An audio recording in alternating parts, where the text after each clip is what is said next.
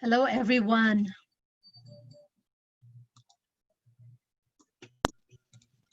Welcome, everyone.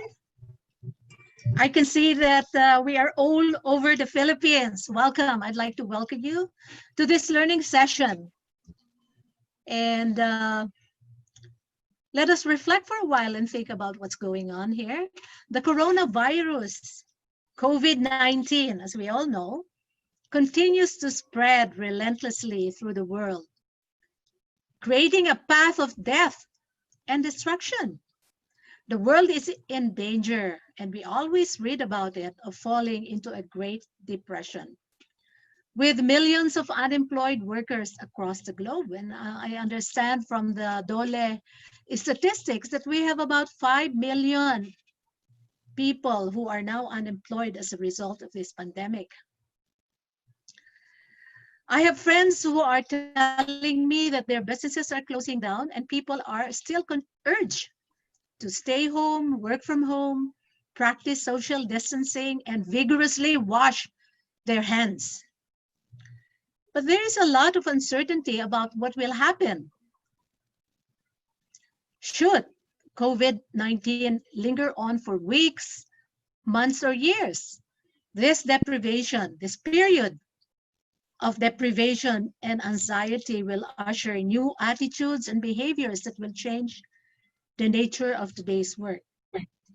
Finally, we will all be examining and re-examining the future of our work and the future of learning. I had personally experienced that as a faculty of the School of Education at the Polytechnic University of the Philippines. About a month ago, we were scrambling in meetings, in Zoom meetings, to develop programs and make ourselves ready. And thank God, a few weeks ago, or about 2 weeks ago, I actually conducted my first class 100% online. Now, it seems like overnight, the COVID-19 global pandemic has forcibly changed our ways of working. Most of us are working from home, even in our company at the Profiles Group. We are working from home.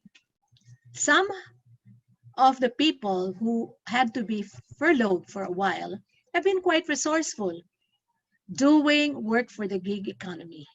And that's what some of our friends are doing too. Those operating restaurants, they've decided to open up their restaurants into delivery services so as not to lay off the waiters and the other employees. Now, what's happening has actually accelerated organizational transformation and educational institutions' learning curve. One of my students told me that as a teacher, she is like a call center agent now. She has to wear several hats. She has to learn how to call parents, call students, encouraging them to enroll, handling registration. And I'm sure that will be the same for all of us who are in here.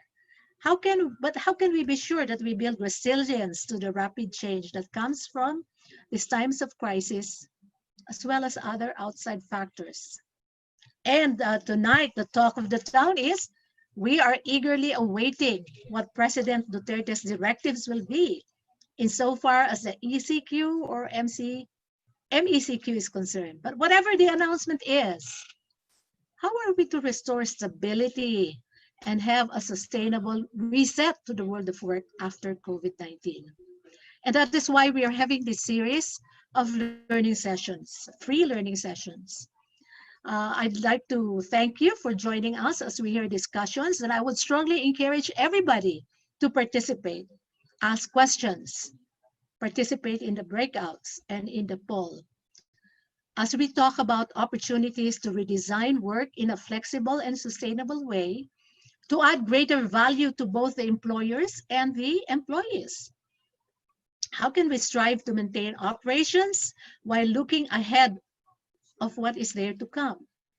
For example, what are the implications of COVID-19 on the future of work, on rewards, on reskilling? How can our company restore stability through key HR policy and program changes? How do we redesign work for optimal service delivery and to create a compelling employee experience? And I probably would go beyond that and say, not just employee experience, but the human experience. How do we keep pace with the changing skills and the future job requirements to identify reskilling pathways? And how do we get through the workforce profile right now and the future proofing that we need to have to make sure that our work is organized? About 2 years ago, as a trustee and director of the premier HR organization of the Philippines, the PMAP, we invited noted guru Peter Senge, who is the author of the book, The 5 Disciplines of Learning, to speak in one of our general monthly meetings. According to him, learning organizations can be defined as an organization which proactively makes efforts both in the form of investment and encouragement to educate their employees so that the company can adapt with the rapidly changing technology and business environment. And when I mentioned the word technology and business environment, that is precisely the area where so much disruption has happened. In addition to education, a learning organization gives support to its employees to take risks with innovative and creative ideas. Hence, we have our sponsor for this learning session this afternoon, Emovation, a coinage of the word innovation and emotional intelligence. In this way, you and I can inculcate creative thinking and learning from experience and experiment so that we can create a better workplace even in this crisis. So I welcome you to this learning session, and I hope that it will allow you to help your organization create the following benefits, such as establishing competitive edge, improving decision-making, improving your efficiency, sharing knowledge in your organization, improve use of your resources, creating a better corporate image, encouraging teamwork, and finally, fast change adoption.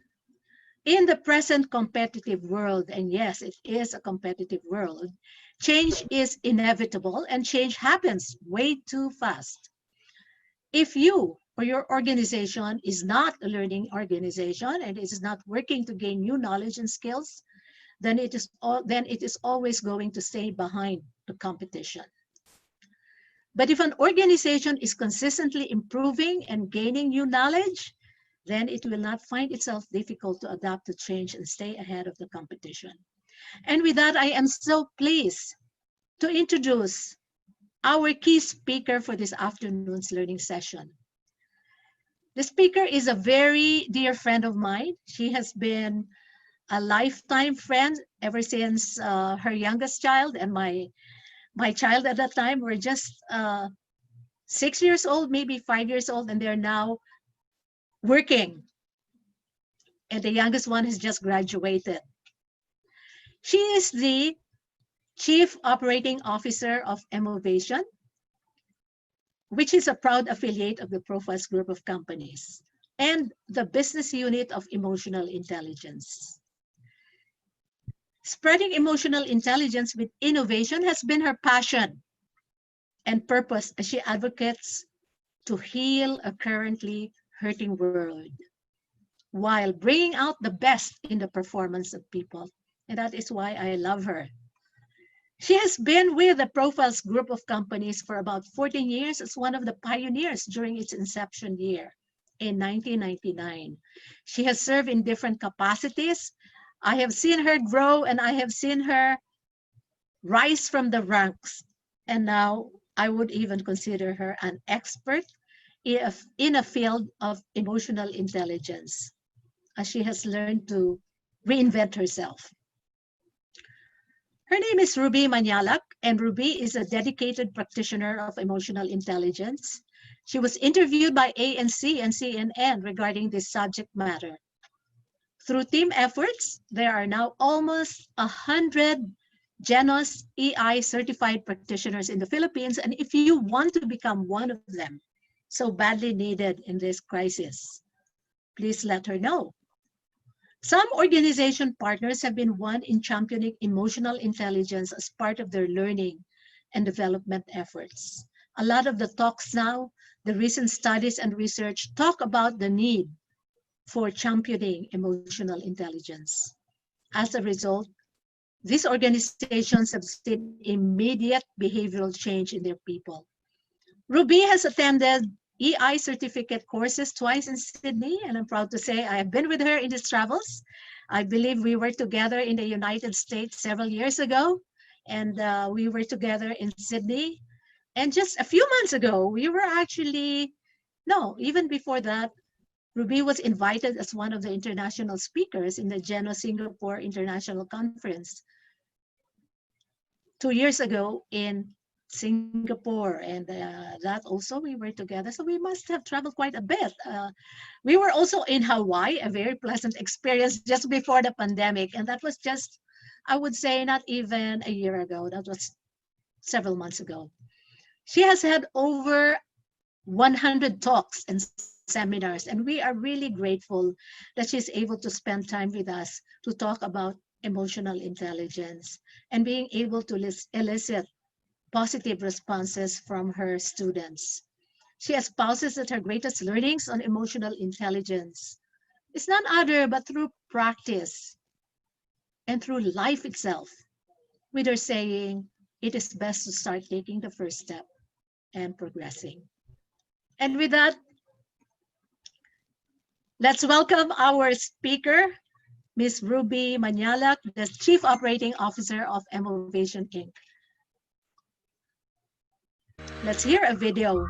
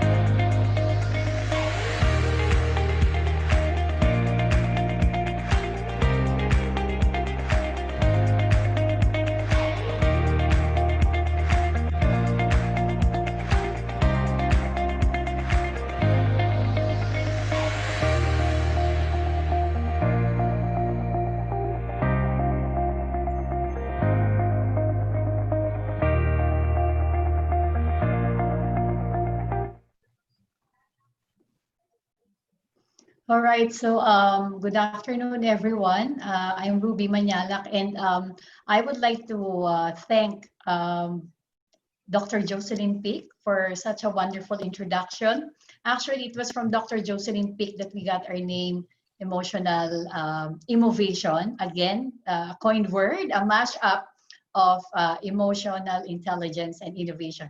Thank you so much for that. And yes, it's true, we've spent a lot of time together traveling to Singapore, Hawaii, and Australia, learning about something which I truly love. And before I start anything, I also would be introducing a little bit about our company, but I would like to give reverence to our God, without whom I am nothing.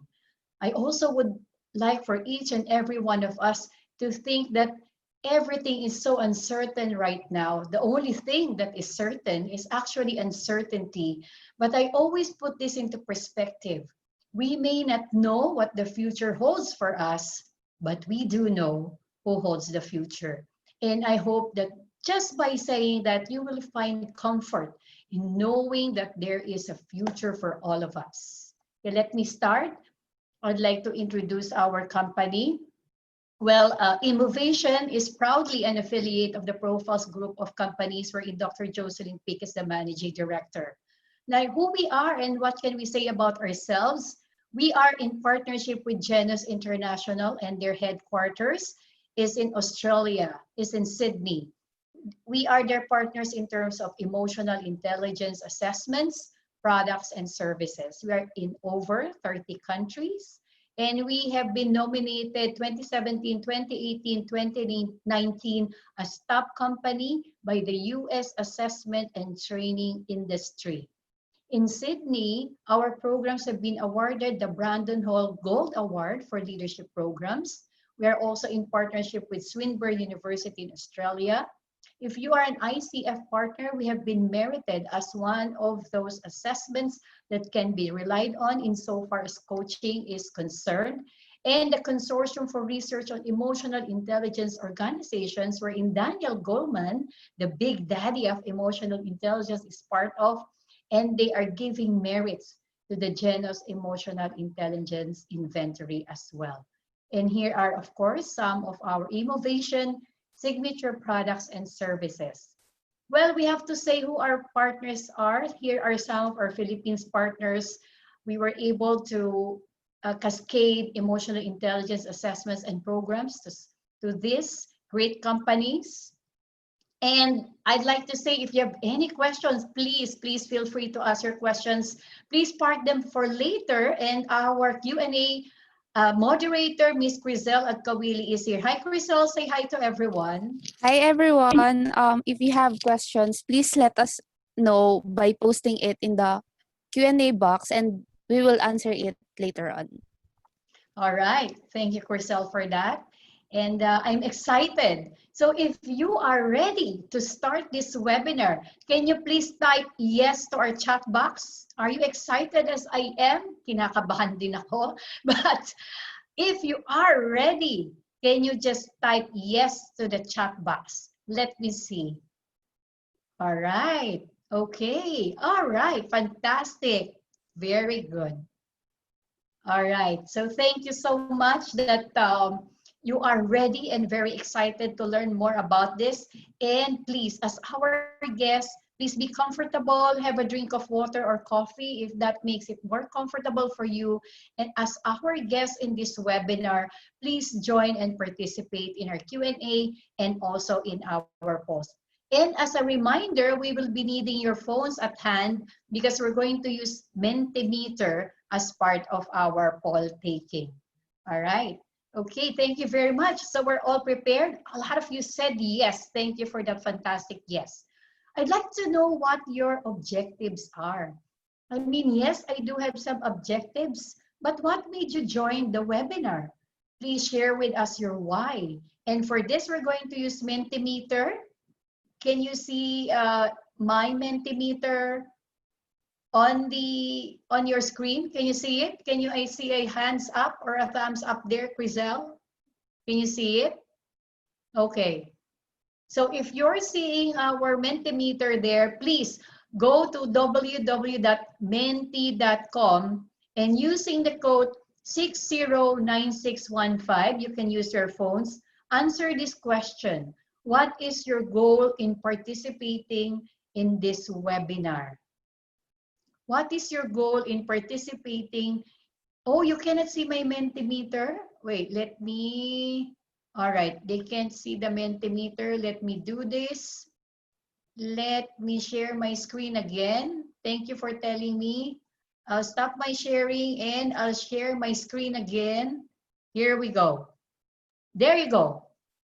All right, there you go. I hope you're seeing my Mentimeter page right there. So using your phones or your laptops, whatever gadget you have at hand, please go to www.menti.com and using the code 609615, share with us what is your goal in participating in this webinar. Again, go to www.menti.com and using the code 609615, what is your goal in participating in this webinar? Okay, so all right, to learn something new. Thank you for that. For my competitive advantage as HR professional. Thank you for that answer. True.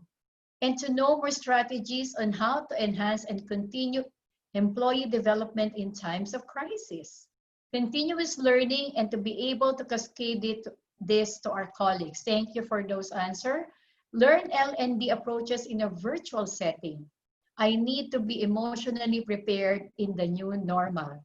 to learn how to further develop and reinforce employee development, to learn more and receive new perspective from experts, learn best practices from the panelists and participants, best practices, tips and tricks motivating employees during challenging situation, skill development strategies for personal development and for future use, enhanced knowledge for proper implementation.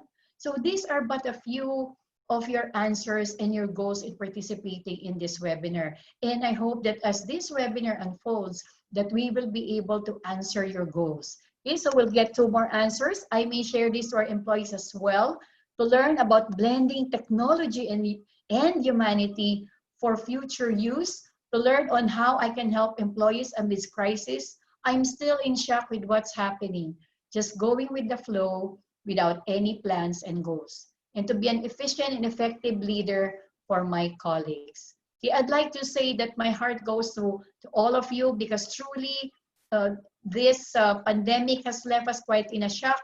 I would resonate with you in how you are feeling, because these are truly, truly different times. Okay, so thank you.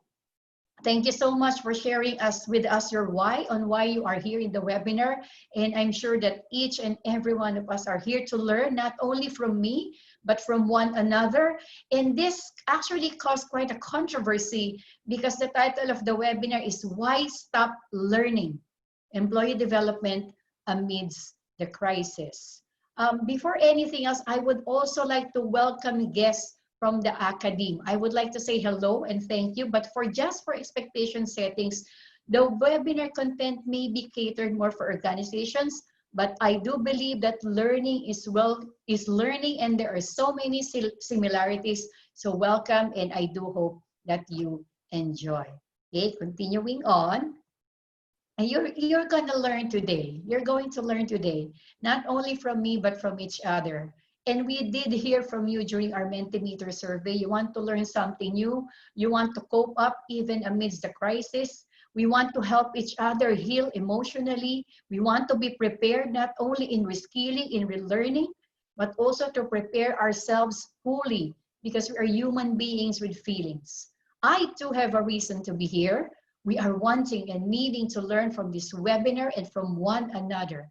Truly, that signifies how important it is, learning is, and yet, there are times when we do take it for granted. When the times were normal, you know, it feels like an event we should do rather than a thoughtful consideration for the future. I too have been there, no worries about that. But the present situation has actually given me enough time to reflect and enough time to learn, unlearn, and relearn. Again, another poll, and this time we would like to share a poll with you through Zoom. And the question is basically coming from what our webinar is asking. Why should we stop learning? Okay, can we show that poll, Ms. Grisel? So our poll now is, why should we stop learning, or why should learning stop? Just click on the answer that you think is best. Number 1, because of the pandemic, so we should stop learning. There's no budget. It's scary. And number 4, this is ridiculous, right? So which one? So, all right, we'll give it a minute or two.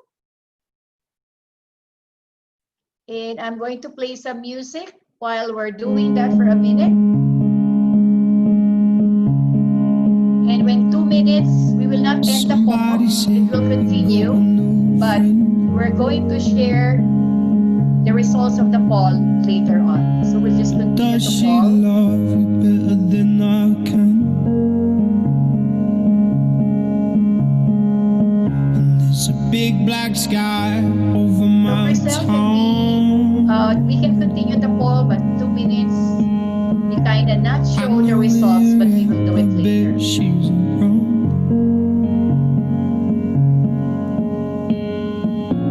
And yeah, I know it's stupid, but I just gotta see it for myself. I'm in the corner watching you kiss her. Oh, oh, oh.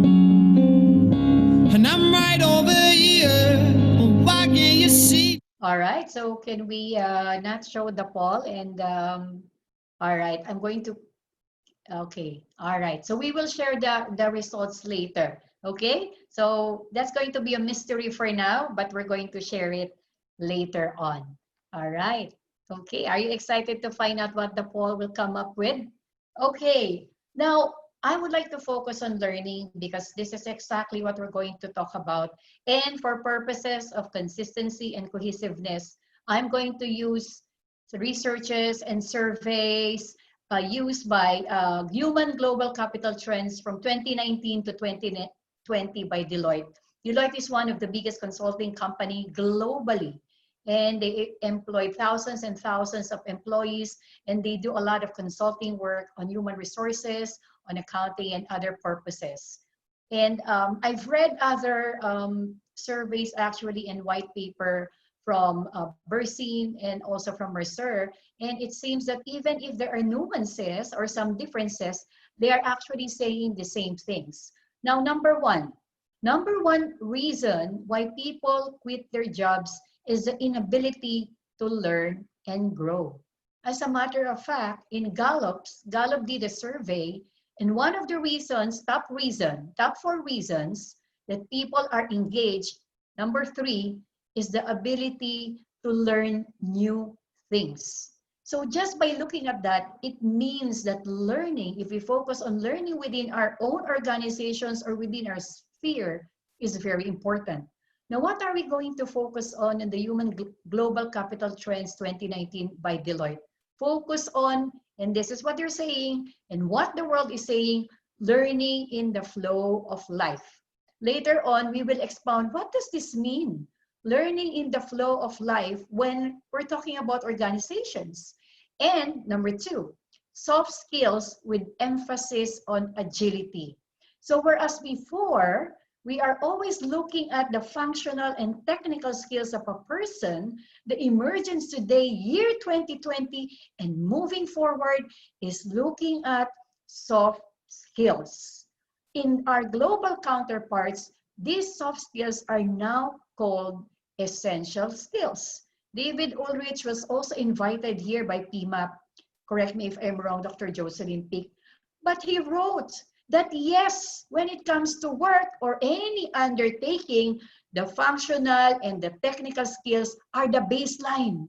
But after the baseline, it is the soft skills that makes you the person that you want to be, that makes you reach your purpose, and that makes you succeed, eventually be promoted, and makes you reach your goals. Let's talk about numbers. I am very fond of statistics. I'm finding out later on. Why? Because they serve a very good purpose. When you give a certain percentage or a number to a statement, it gives it much credibility. It is credible, and we believe in it because numbers don't lie. According to the 2019 Global Human Capital Trends, 86% of respondents believe they must reinvent their ability to learn. What does this mean? We'll expound on that again later. What is learning in the flow of life? What do we mean by that? According to Deloitte, learning is the top-rated challenge among 2019's Global Human Capital Trends. People now rate the opportunity to learn as among their top reasons for taking a job, number 1. And business leaders know that changes in technology, longevity, work practices, and business models have created a tremendous demand for continuous, lifelong development. Leading organizations are taking steps to deliver learning to their people, take note of this, in a more personal way, integrating work and learning more tightly with each other, extending ownership for learning beyond the HR organization, and looking for ways to bring solutions we use in our daily lives into the learning environment at work. Learning in the flow of life. As a matter of fact, Stanford University came up with a special division of a college for 60 years, for people 60 years old and above, to reinvent themselves, to find still meaning, because learning is a continuous thing. It doesn't stop just because you become 50, you become 60, because learning should be in our DNA. What is this saying? Learning goes beyond the organizations, the leaders, or within the confines of HR. But surely HR and the organization, we are supposed to be the instigators of learning and for making its people wanting to learn. We build them up. We instigate it so that they too would like to learn. We build the learning culture of the organization. But learning does not start and end within the confines of skills at work. But more importantly, 2019, this is 2019, learning in the flow of life, is being able to integrate their learnings so that they can be taken and practiced at home or outside of it. Again, soft skills that I can use not only at work. If I know how to write Excel, that leaves me, okay, that's good for my work. But when I go home, it is the soft skills, or in this situation, it is the soft skills that will make me have the leverage to stay hopeful, to stay positive, and to work with resiliency and agility and emphasis on empathy as well. Now, if we can take a look at this graph, can everyone see it? Okay, there you go. Figure 5, as we were saying earlier on. What the biggest importance for all 10 trends of learning, human experience, leadership, talent mobility, HR cloud, talent access, rewards, super jobs, teams, alternative workforce is learning. 86% of respondents globally said that learning is the #1 or most important or very important undertaking that any organization can get. And yet, only 46% of organizations are saying they are ready or very ready for learning. We have been learning all our lives. When we were small, your parents asking you to say, Mama, Dada, smile, or, count out to 5 until this time. Maybe some of us are millennials, perennials is a new term, multi-generational we are, but we are all should still be learning, relearning, and unlearning if needed be. Okay? So again, source is Deloitte Global Human Capital Trends. Okay. I am trying to get to my next, okay, let's put that back, okay? And here, now for HR, figure 6, there are 3 domains for reinvention or 3 approaches to change. You refresh, you rewire, and you recode. Future of the workforce, we should refresh leadership and what it means. It is no longer a title. Anybody who has influence, what is leadership anyway? As John Maxwell said, it is merely influence. And you do not have to have a title to be a leader. Refresh your leadership, and in the future of the organization, refreshing meaning, as Dr. Jocelyn Pica said, human experience. That is now what is very important, either in the academe or in organizations. Wellness and well-being is now in the forefront, meaning elevating the human experience while working through rewards and through teams. Ibig sabihin, walang others. Everyone is part of the team. And how do we rewire? Alternative workforce. We'll talk about that later on. And future of HR, we're talking about talent access. How do we do this in different ways? In using HR cloud, technology, in order for us humans to be able to do what is more important. Recoding means super jobs. Again, integrating technology into the human experience, because technology is there to help us, not to surpass us, so that, again, we humans can do the more important jobs. And for the future of HR, recoding means talent mobility. Again, very important, learning. Now, again, focus on learning. Let's go to Human Global Capital Trends 2020 of Deloitte. #1 thing they said, ethics and the future of work requires us to rethinking from could we to how should we. So again, those are the things that we need to consider. It's no longer could we do this, it's how should we do this. It's reimagining, reskilling in order for us to go from we could not do this to how can we do this, how should we do this. And focus on the 3 Ps and reskilling with emphasis on resiliency, not only for the individual, but for the organization as a whole. And reskilling with emphasis on resiliency for the organization, meaning having a business continuity plan. And revisiting those business continuity plan and revisiting those SWOTs, because no one in this room maybe even put there under weakness or threats pandemic, isn't it? It's time to rethink.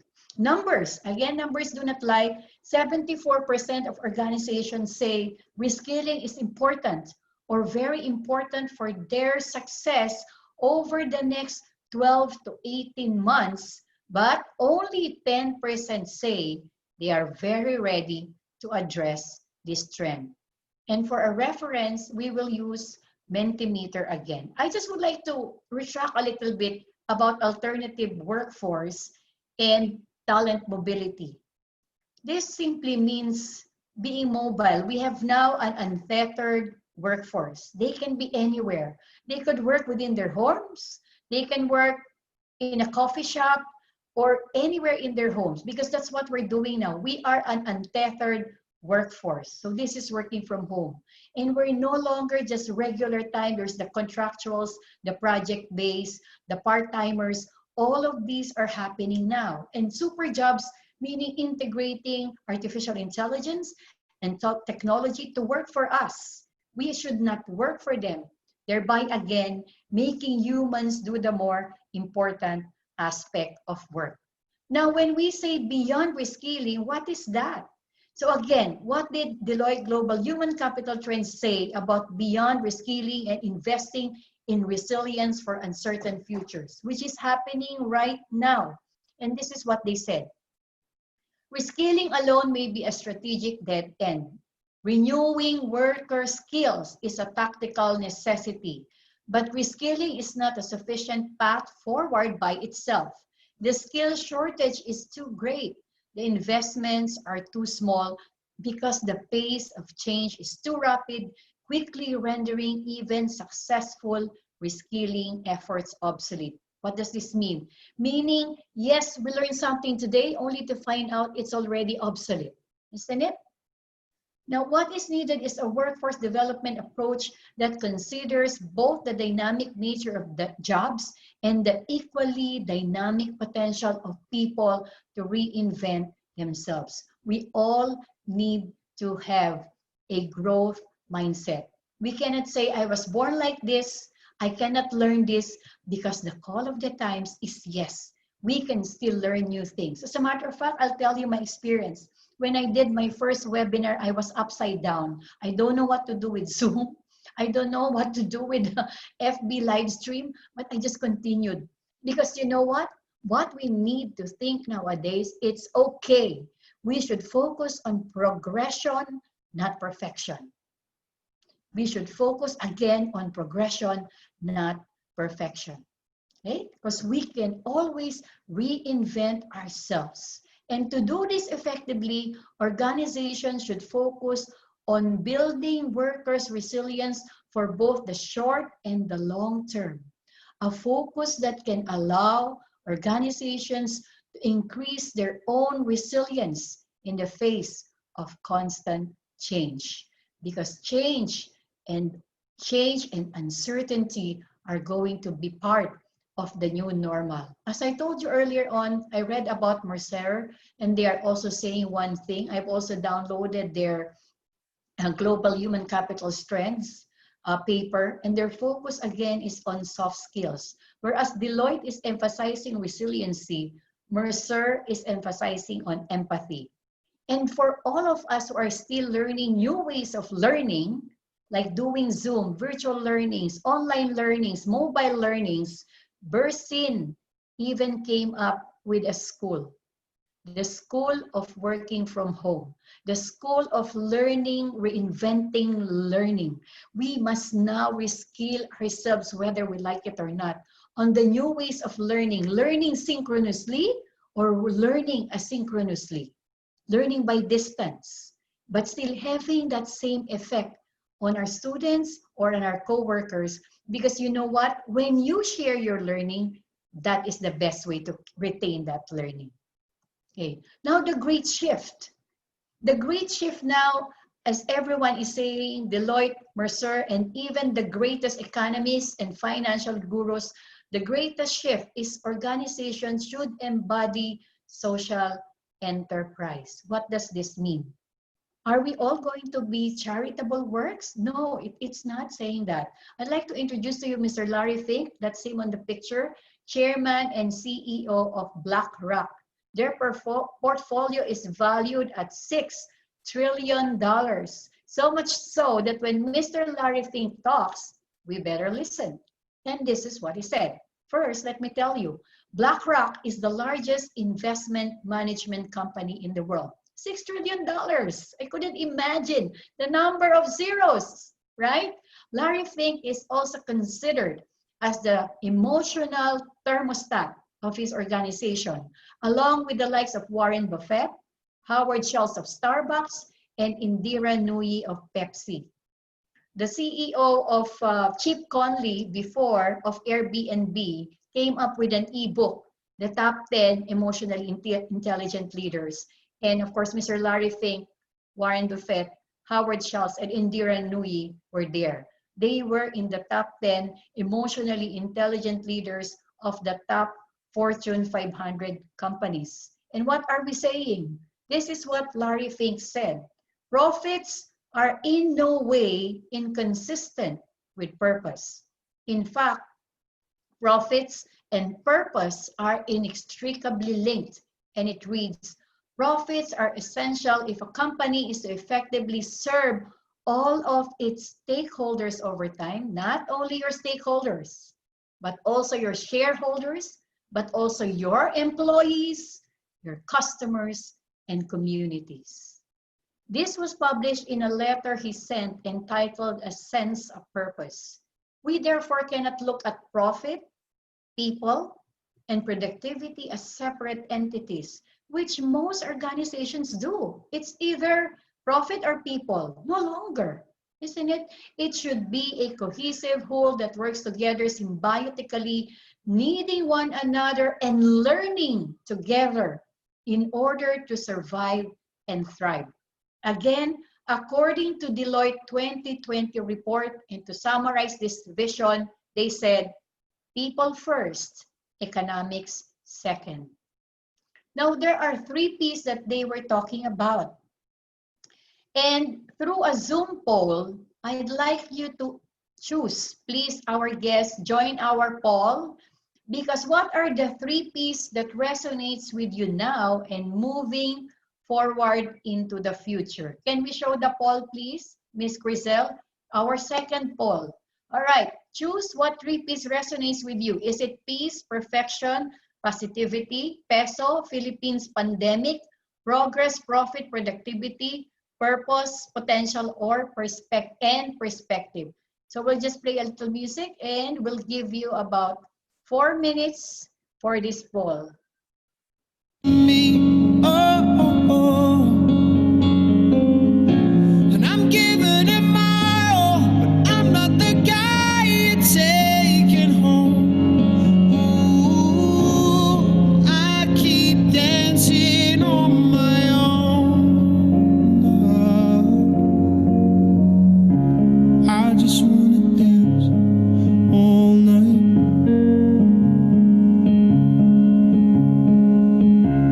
I'm all messed up, I'm so out of line.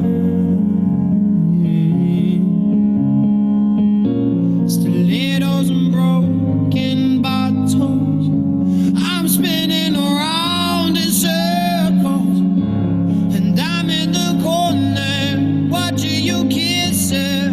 Oh, and I'm right over here. Why can't you see me? Oh,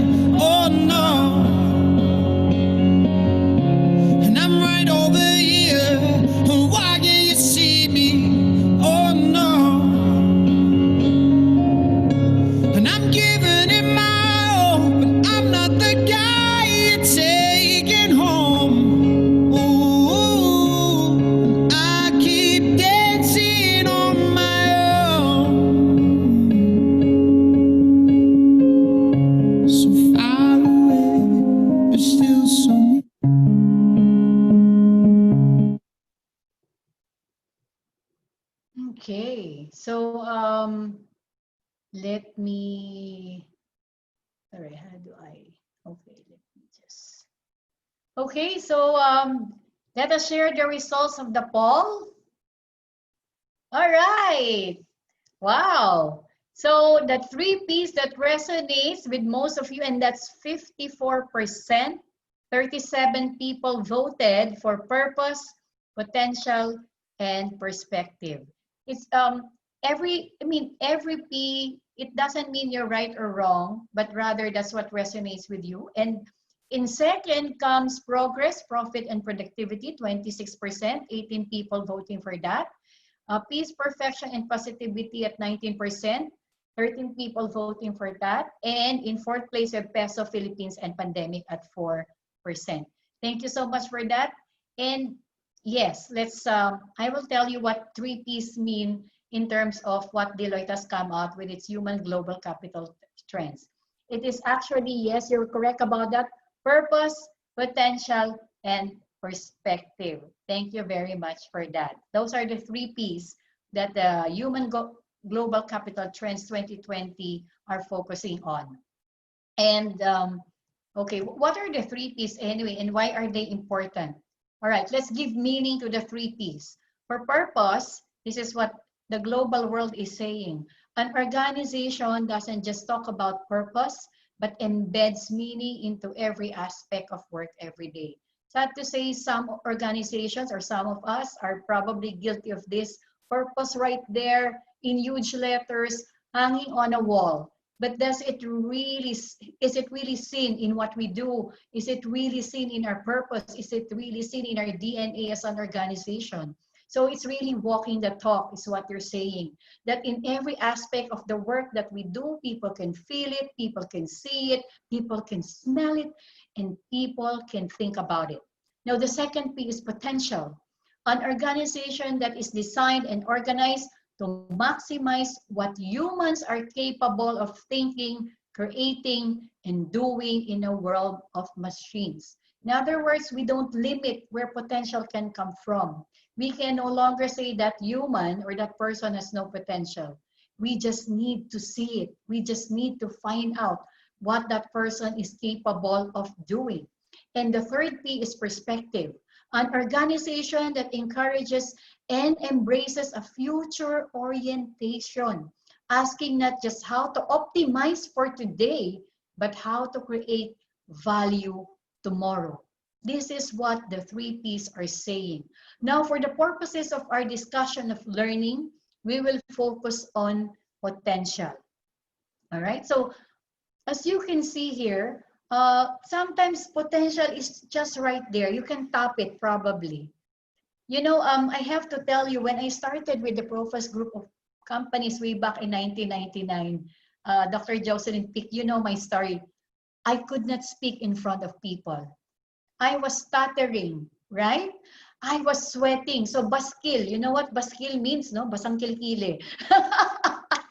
That happens to me because I cannot talk in front of people, or so I thought, But Dr. Jocelyn Pick and Malcolm, her husband, kept telling me, you can do it, you can speak, there is no one else, and we're counting on you.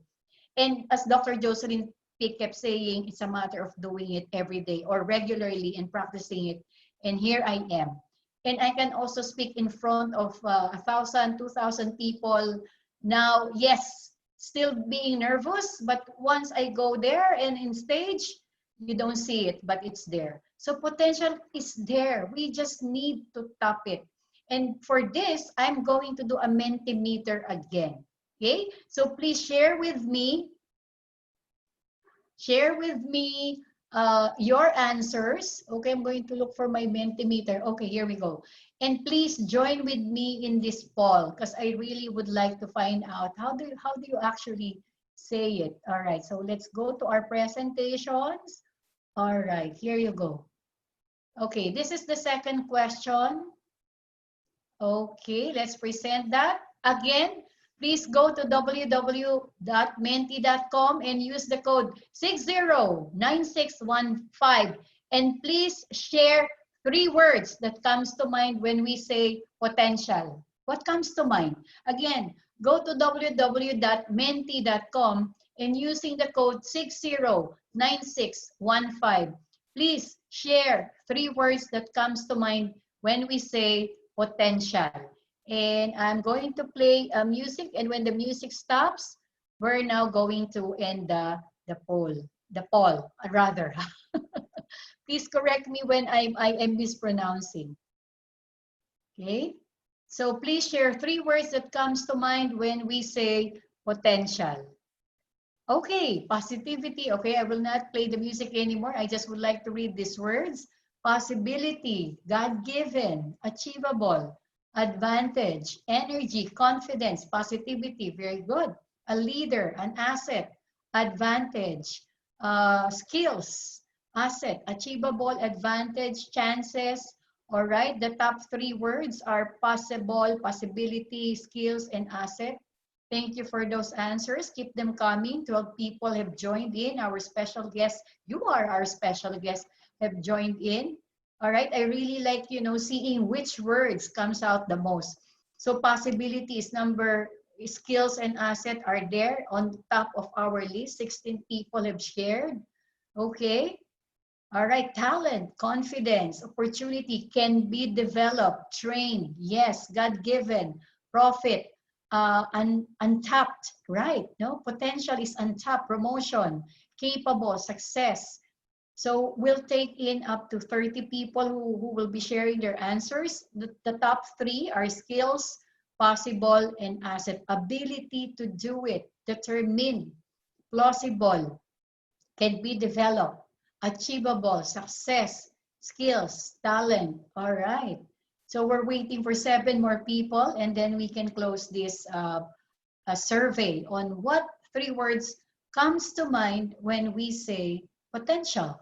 All right. So skills, possible, and asset. All right. It seems to me that 23 people were stopping at 23, and these are the top 5 answers. It's okay. More people are coming in. Thank you very much for that.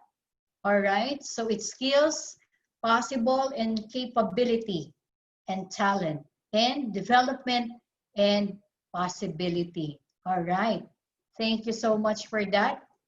I'll pause on that, and I will continue to share can you see my PowerPoint now? All right, okay. So for potential, our guests have spoken, it's skills, it's possibility, it's capability, it's God-given talent, it's something that we can still develop. That is correct. That is what potential is. And our potentials requires a lot of, I would say, instigating, a lot of inspiring for that to come out. Like I would watch America's Got Talent, and somebody who doesn't look like a great singer and then suddenly sings with a great voice. Wow, isn't it? And that's their first time singing in front of 3,000, 5,000 people. And that is untapped potential. Something that maybe we think we could never ever do, like me speaking right now in a webinar or in front of people. So this is the time wherein we can navigate through a changing world. That is the best thing that we can do. And I would like to thank Mr. Nick David, who shared this slide with me when he shared this slide through a Skillbeam event last June 19, 2020. So what are we doing when we say potential? What are the things that we need to do? So being leaders and employees, it's just no longer the leader instigating things to happen. We as the employees can also instigate things to happen by navigating a changed world. Now, how do we stabilize roles? Roles are also changing. Even the virtual teams that we have, because we're working from homes, they have their own culture. And that is what Bersin is saying. This remote working from home is creating new little teams that creates their own culture virtually. So what must we do? We can stabilize form by forming new habits. Example of habits is now it's more of working from home, virtual meetings, and there is a change in scenario. Even when we're in the office, there's social distancing. a lot of this thing. And also challenging the whys. Why are we doing what we're doing? Why are we coming up with this purpose? Why are we changing? Why do we need to change? And dealing with so much uncertainty.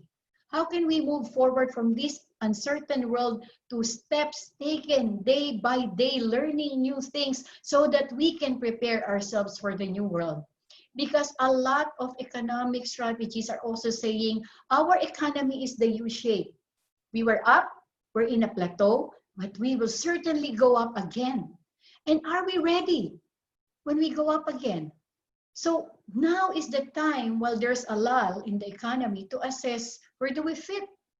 Where can we really shine?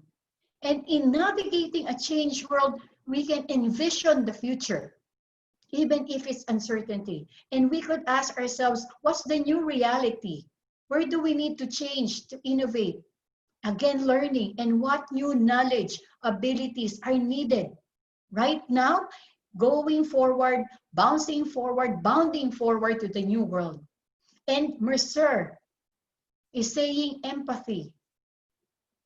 Just by empathy, we can heal this hurting world. And there was even an interview that the way for us to survive this present crisis is through empathy. And we can ask the following questions. What are people going through? Maybe what I'm going through is nothing compared to how others are feeling. What are they worried about? Why don't you talk to other people? What are you worried about?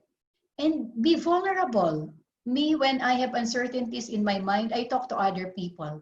I have these uncertainties. How about you? How are you doing? And I'm finding out we have the same uncertainties. But you see, when you bond in that vulnerability, you become stronger. For now, you realize it's just not me. There are other people going through these same emotions. What are they worried about? And what are people saturated with? Saturated with too much information. Are this the right information? Yes, it is uncertain, but can we talk about this? Okay, so those are very, very important things. And now, Grisel, can you please share with us the results of poll number 1 on why should we stop learning? All right. Okay. Yes. Yes. I love the answer. Number 1 answer on why should learning stop is this is ridiculous. With 32% of you answering this is ridiculous. Number 2 comes with no budget at 28%. And number 3, because of the pandemic at 25%. And it's scary at 15%. Thank you so much, because this is how I envisioned the poll would come to. That is why in our question from the very beginning of this webinar on why stop learning employee development amidst the crisis, I'd like to tell each and every one of you, it is truly ridiculous to stop learning amidst the crisis. And even if there's a pandemic, and even if there's no budget and it's scary, we should never stop learning. And here are the reasons why. Professional development is one of the most powerful tools at your disposal to keep people engaged. Number 2, it forces you to invest in your future when you still continue learning and development amidst the crisis. Number 3, think of how to succeed in the long term, not the short term. It is a very, very sound investment. Number 4, why you should never stop learning.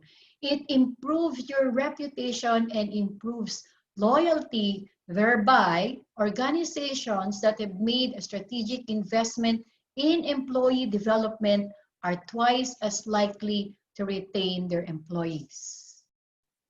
Number 6, use this period to develop your people to adopt a problem-solving, opportunity-focused mindset. This can be learned through psychological safety, that I can give my suggestions without feeling that I will be rejected, without feeling that my ideas or suggestions will be laughed upon.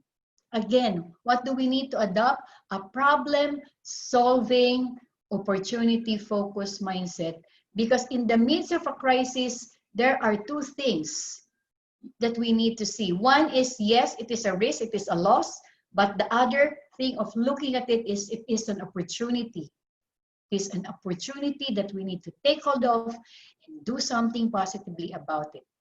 And the last reason, it is also the opportunity to create a balanced learning and development program, because we have the time. One that brings the best of online, instructor-led, and experiential learning in a way that best supports employees during this crisis. I'll tell you why learning should never stop, aside from it being ridiculous. I agree with most of you. One, Gallup did a survey year 2019, and having opportunities at work to develop is one of the main reasons to keep productive employee engagement. Number two, these are from my own learnings, employee NLB is the best when there is a lull in the business. And now we have plenty of that. Tough times never last, but tough people do.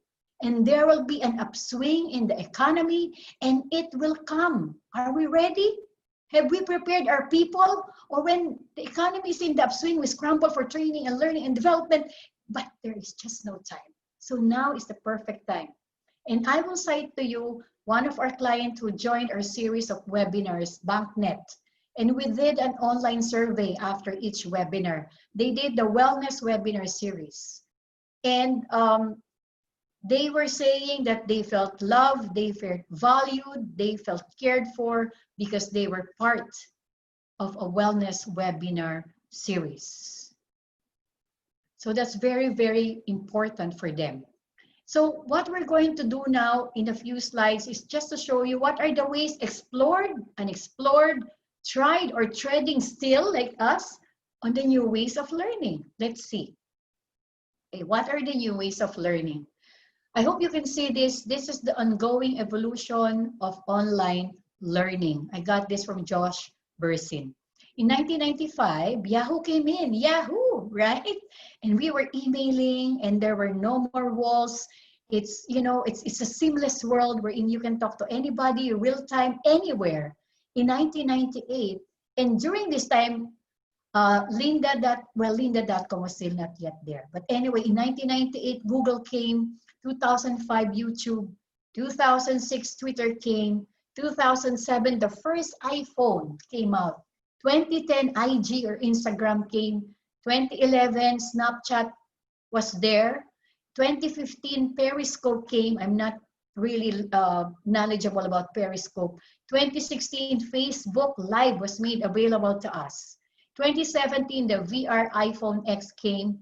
2018, we have Slack, MSFT Teams, and the G Suite. And right now, learning now in the COVID-19, we have a lot of tools that we can actually use to make our online learning more creative, more sensual in a way that we can relate to one another in different ways. At Lynda.com came, it's visual video learning. We have Dawson, Click to Learn, we have Centra, we have WebEx, we have Udacity, we have Coursera, and a lot of free platforms like Zoom has free platforms, Mentimeter, the one that I use. We also have Kahoots, we have Slido, we have LinkedIn Learning, we have Cornerstone, we have Instructure, we have Fuse, we have Edcast, we have NovoEd, and there is even a virtual OKR board. What is a virtual OKR board? Instead of us writing or passing one matrix from one another with our teams to show where we are in our projects, anybody could just log in, have a username and password, and there is an OKR board on objectives and key result areas, so that everyone is just in on and everyone is seeing it virtually where we are. This is the ongoing evolution of online learning, and the only way we can survive this is by embracing this, right? Digital Learning 4.0. Thank you to Nobi, who I asked them if I could share some of their slides, and they graciously said yes. As learning evolves, we need to reimagine content delivery for the modern learner. And who is the modern learner? We are. You who are participating right now are digital learners. You are the modern learner. We are the modern learners. Traditional is face-to-face learning, which I also love to do because I love to be with people and I love to see their reaction. I love to see how we interact. And then we have the old school web-based training about 20 years ago, or Learning 2.0, video-based e-learning, we have the LMS, and Learning 4.0, we have the mobile micro-learning MPPG experiential participatory. What is MPPG? Mobile first participatory personalized group-based learning. That's MPPG. So we can use our tablets, we can use our phones, we can learn anywhere. We are also untethered learners, and we also learn from our laptops. Virtual learning is all around us, and we can use a lot of things to make it very interactive. LMS is here to stay, but now we have what we call, or other learning gurus are saying, as the digital university. We have what we call the LXP. It's the learning experiential platforms wherein you can do online learning, but also, you know, get materials from somewhere, download them there, be a curator yourself, suggest training topics, etc., etc. This is very exciting for all of us. I am not a techie person. I tell you, I fumble over these things, but I need to learn them, and slowly I am. All right. Now, from the World Economic Forum, 2020 skills that we're going to need 2020 and beyond, these are the top 10. Number 1 is complex problem solving, critical thinking, creativity, people management, coordinating with others, emotional intelligence, decision-making, service orientation, negotiation, and cognitive flexibility. Most of them are really soft skills that we need to harness. But mind you, even though they are soft skills, they are the hardest to harness. That's why in the introduction, you're on point, Dr. Jocelyn Peak, in saying that we need to take the steps now. We all have soft skills. Don't get me wrong. But the ability to use these soft skills in a more positive way. For example, for emotional intelligence, how do we handle the negative emotions that we're feeling? All emotions are valid, but these negative emotions can make us productive or unproductive. And this is where emotional intelligence comes in, so that even if we're feeling negative emotions, we can still be productive. And what's the new currency? It's skills. And this will also affect the future of jobs. And what are the 4 C's? Critical thinking, creativity, communication, collaboration, that only we humans can do. Okay. And to end our topic for today, I would like to quote Jack Ma, right? One of the richest men in the world. And this is what he said: knowledge is not enough. Education is a big challenge now because the way we teach are the things from the past 200 years. It's all knowledge-based in here. It's all cognitive. We need to be teaching values, believing, independent thinking, teamwork, caring for others. These are the soft parts. The knowledge will not teach you that. So it all redounds back to soft skills, which we should start harnessing now. We also have a partnership with Kweli in the Academe, and in our global counterparts in the Academe, they are embedding wellness and well-being into their curriculum for their children, for the students, so that they not only learn how to be good here, but to be good here, where at the end of the day, it really all matters most. Ironically, digital learning is here to stay. And yet it is saying that we need to develop the potential of our soft or essential skills to make it in this digital economy. LinkedIn, in their Global Talent Trends Report of 2019, did a survey, and the results came out saying 92% of companies surveyed reported that human capabilities matter as much or more than hard skills in today's business world. I'd like to say and end, this webinar is courtesy of other people who shared their learnings. I'd like to give a thank you to Nobi. I'd like to give thank you to Skillbean. I'd like to give thank you to Mr. Nick David of Leeds Resources.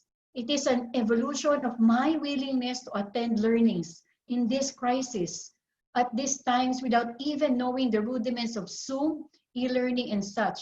But if I missed out on the opportunity, I would not have been able to share this with you. And as learning gurus say, the best way to retain learning is by sharing it. Thank you for sharing your afternoon with us. Please, if you have any questions, Ms. Grisel, are you ready? By the way, I just would like to say we have an upcoming Immovation event. This is the most important certification of the year 2020 and beyond with our partners Swinburne University and Genus International. In September this year, we're going to have a virtual emotional intelligence certification. So if you want to be an emotional intelligence certified practitioner, please just email us at care@immovation.ph. And if you are in the red, just tell us you actually participated in this webinar and we will give you a 20% discount. So Grisel, hello. Do we have any questions? To Hi, God be ma'am. the glory. First question, how do you Okay. evaluate the effectivity of online learning? It is from an anonymous attendee. All right. How do we evaluate the effectivity of an online learning? Well, let me answer you in two ways. One is we can do online surveys to see if they have retained any of the learning that was said during the webinar. Also, if they found it engaging. And one of those questions is, how are you going to use it? And so far as online learning is concerned, for me, it's not just retaining it here, but are we actually doing it? Are we seeing the behaviors? And then the other thing is online learning, for it to be really effective, you cannot do it in like 100 people in one batch or an 8-hour virtual learning. That's a no-no. The most that we can do is actually 4 hours. So if you have a 2 days face-to-face learning session, the best we can do will be 4 hours per day in order for it to be retained. Actually, experts are saying it's only an hour because online learning, you can induce digital fatigue. And there are, for example, if you're doing a learning management system, which is also online learning, there are assessments at the end of it so that you know whether they really did, if they were really receptive of the learning. Another one in LMS and LXP learnings or online learning platforms is you should encourage peer-to-peer learning. So I could write there, you know what I really love about this webinar is this. And then another person can be able to see it and I could also write my comment there. So when you encourage peer-to-peer learning, it doesn't become like it's just me, I'm just studying. No, it becomes a community. So those are the things that we need to do. Encourage a community, encourage peer-to-peer learning so that you can actually measure whether learning is done through that. Okay, do we have any? I hope I answered your question. Thank you so much for that. Grisel? Next question, what if the organization is highly focused on functional training? All right.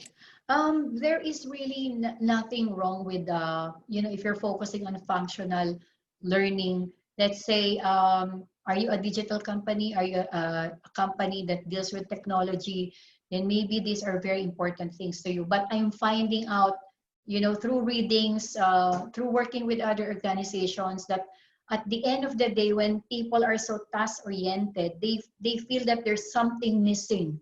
And what is that missing? It is the people orientation. So much so that they come up with a survey and they find out we're so task-oriented. No? It's all functional. It's all technical. Then they revert, let's go to the soft skills because we're missing out on the people orientation. So honestly, I would be saying make a balance. I mean, infuse some of the soft skills there so that there is a balance from being a task-oriented organization to also being a people-oriented organization. That's my honest opinion. Dr. Jocelyn Peak, if you want to chime in, these are really great questions. Please do by all means. You are a wealth of information and knowledge. And, you know, these are really great questions, by the way. So if you could chime in and answer, please do. Next question. How would Wait, I'm sorry, wait sorry. lang. I think Dr. Jocelyn Peak, you have to click on your audio. Can we give Oh, audio? I just There you wanted go. yeah, I just wanted to remind us, you know, I thought about a very popular saying, hire with your, train for skills, but hire for attitude. Yes. So True. if you want to make sure that you get the right people to begin with, and it's still attitude, it's still the soft skills that really matter, because the technical skills is something that can be learned. There's not, like you Yeah. say, let's have a balance. But Mhm. nowadays for upskilling, I think we do need a lot of technical skills. Yeah. It's one of the changes that we need to do now. Okay, thank you. Okay, Crystal, do we have any other? Thank you, Dr. Jocelyn. Do we have any other questions? Yes po. Next, how would employees bounce back and maximize their potential after they have been fired by their employers due to financial instability? All right. So we're all looking for how to bounce forward, how to bound forward, especially for those who were laid off. It becomes now as an individual your main goal or your main responsibility to reskill yourself. But when you're doing your reskilling, you could practice it immediately. A lot of free webinars, a lot of free things online. You just have to look for it so that while you're doing your reskilling, this could also be a source of job for you. Let me give some examples. Some of us have been part-timers in the organization, and a lot of them are going through virtual assistants. There are still a lot of open jobs for virtual assistants, so you need to reskill yourself, but jump in ahead and learn as you go along. Some of us I've seen doing a lot of cooking and selling it online. So food seems to be a very, very basic necessity, whether it's a cupcake or anything. Again, I see a lot of bakers popping out of nowhere. And I heard of a teacher who prior to this doesn't know how to bake. But because she was laid off, she's a teacher, and she was featured on TV, she learned how to bake gluten-free cinnamon, diabetic, for diabetics who can eat the cinnamon. And you know what? Her waiting list is about 3 months long before you can actually order. So you have to look at what are the opportunities? What can I do? And reskill yourself as you go along. And that is the best way. And when the economy is on the upswing again and you've skilled yourself, you can write down there, these are the things I was able to do during this time that I had no work because of the pandemic. I'm sure you could find work immediately because remember, creativity, critical thinking, which is what you did because of what you're going to do because of the pandemic, are part of the skills that people are looking for. Look for opportunities. They are there. Any other, Dr. Jocelyn? Yeah, I'll just say that is really a very good question, because so many people are affected, but probably in your own staff, Ruby, Yeah. I talked to two people who right now are being furloughed, you know, in Yeah. other words, because we have to balance too our cash flows. We Right. are putting them on hold. It doesn't mean that they're being laid off, but just, you know, just furloughed and for a few months. One of them, I was surprised. I asked him, "What are you doing now?" And he tells me that he's actually, was he writing or was he doing some encoding work for an Yeah. American-based company, and he gets paid $10 per Ano? article. Wow! And I said, "Well, Wow. yeah, he does." And the other person, I bet you they're listening here too. The other person is doing some e-marketing again for an American-based company. And I read an article that the gig economy is still going to be the largest producer of jobs, and they are still looking now. So if we think that the BPO sector is actually slowing down, there are a lot of opportunities available. So that's just talking from experience from people who are working with us and whose job has kind of slowed down, and these are actually your own staff. Right, true. So they've been really very creative. And if you really like the previous job you're doing, you could do this as an interim and say, I'm going to do this as an experience. I'm going to learn something new from this. And then maybe when the economy is upswing again, I can go back. Because one of my teammates actually said, I would like to go back to innovation. And I told her once, business is good and we're back on the track of what we used to do before, that before we had 20 trainings in a month, but now all of those have been canceled. So you can just imagine. But again, it's a matter of imagining, reskilling yourself, and looking at this as an interim and as a learning experience. Okay, Rizel, any other questions? These are really great questions, by the way. How do we maintain the motivation on the part of our students amidst of this situation?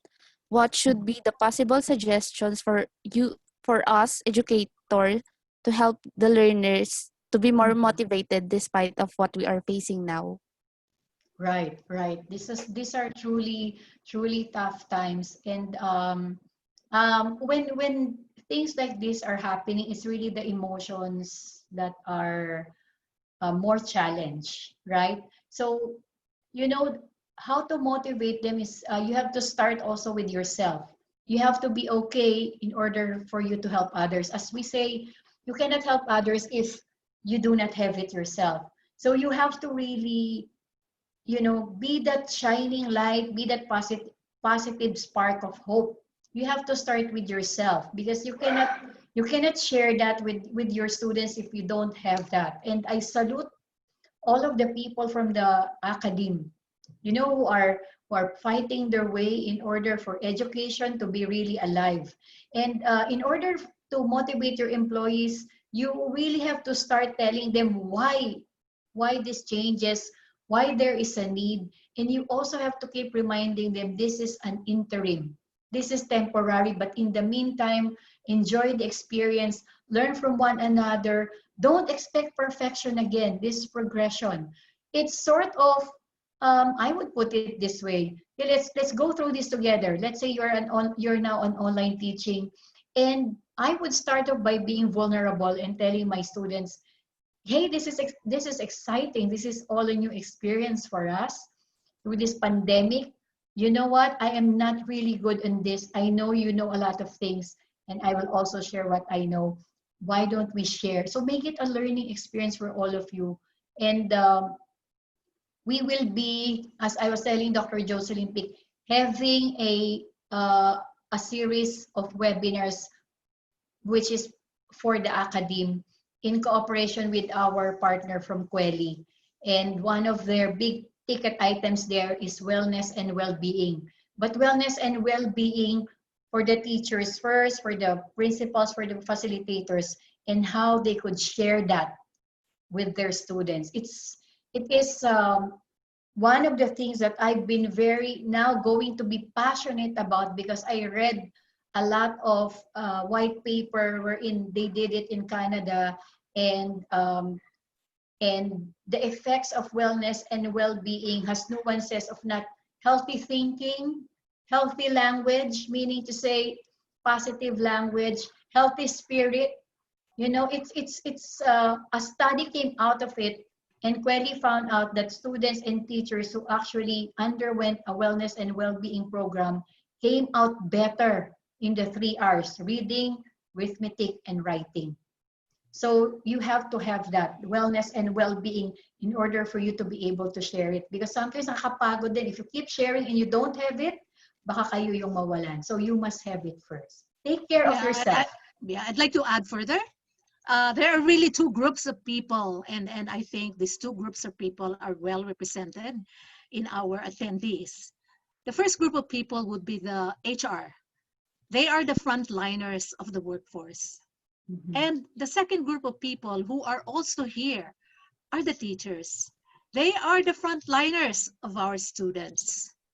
But what I would like to add further is that let's consider if you want to be effective for your students, I would say go ahead and participate in the GENOS Emotional Intelligence online certification. It will give you a lot of understanding about yourself, about others, about themes, and so forth.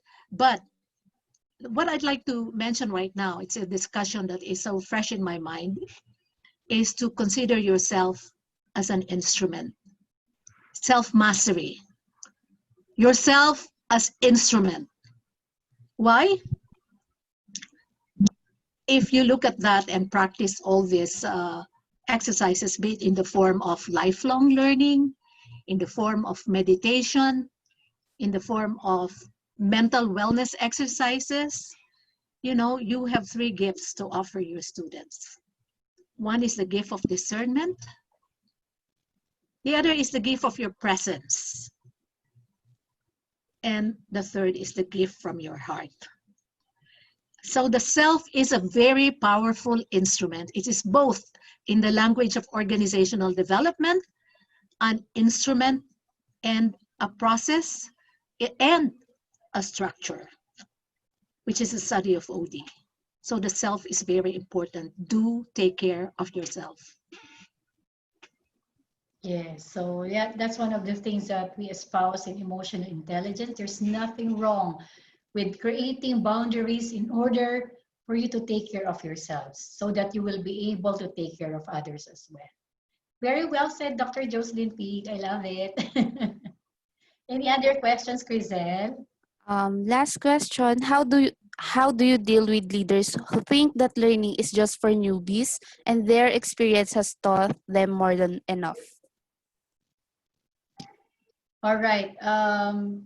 It's it's sad to to listen to this statement because I've often heard that learning seems to be the first to be shelved.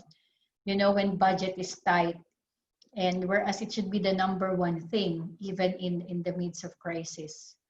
Um, I would encourage that it really takes championing. This is a tough question because it takes championing for the leader in order for learning to be shared to the employees.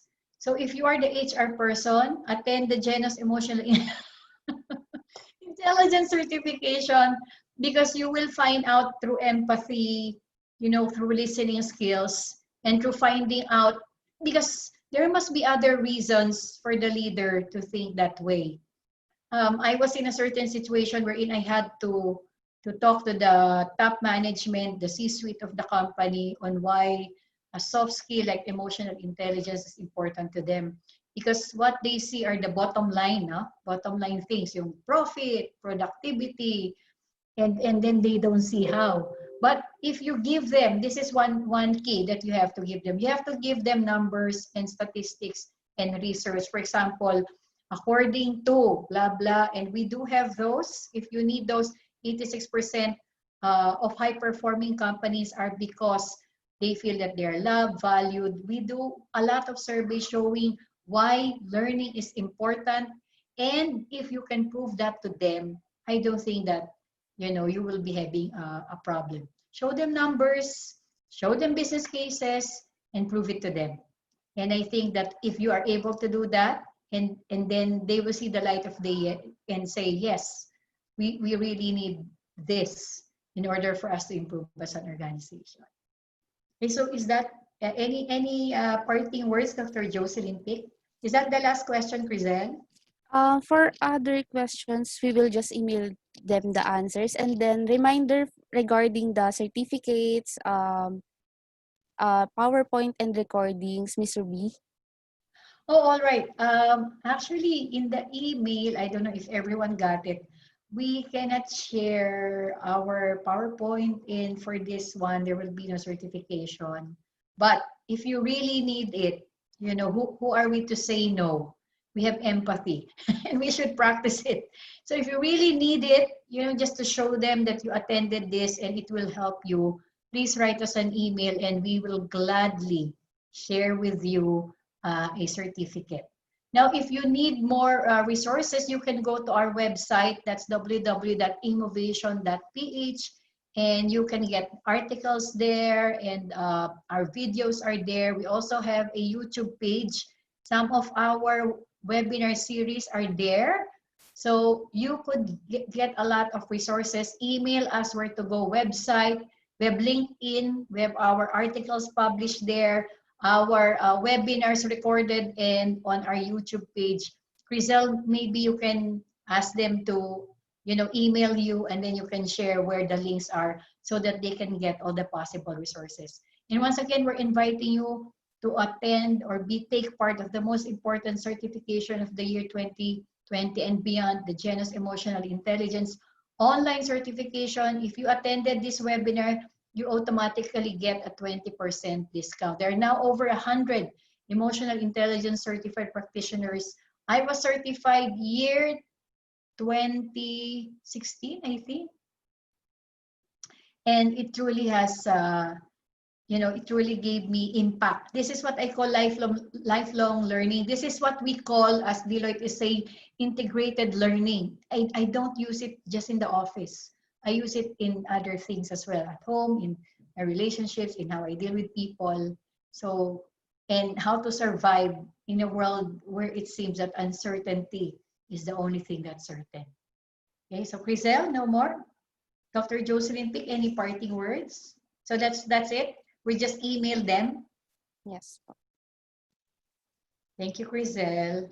So Dr. Jocelyn Pic, any parting words?